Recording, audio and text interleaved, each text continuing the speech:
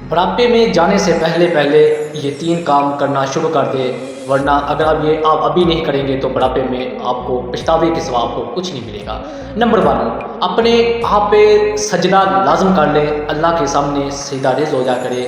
جو جوانی کا سجدہ ہے میرے اللہ کو بہت پسند ہے، اگر آپ اللہ کا پسند بننا چاہتے ہیں تو اللہ کو سجدہ کرنا شروع کر دے۔ بڑھاپے میں سجدے کی لذت ختم ہو جاتی ہے۔ نمبر 2، اپنا آپ کا وقت بہت قیمتی ہے، اپنا وقت ضائع نہ کریں، ایسا کاموں پہ اپنا وقت لگائیں جو آپ کو بڑھاپے میں پچھتاوا نہ کرنا پڑے، آپ کے لیے آسانیاں لائے، ایسے کاموں میں اپنا وقت لگائے۔ نمبر 3، جھوٹی محبت سے باز آ جائیں، عشق و محبت کی کہانیوں سے دور چلا جائے۔ جو یہ محبتیں ہوتی ہیں عارضی ہوتی ہیں، ختم ہو جانے والی یہ محبت ہے۔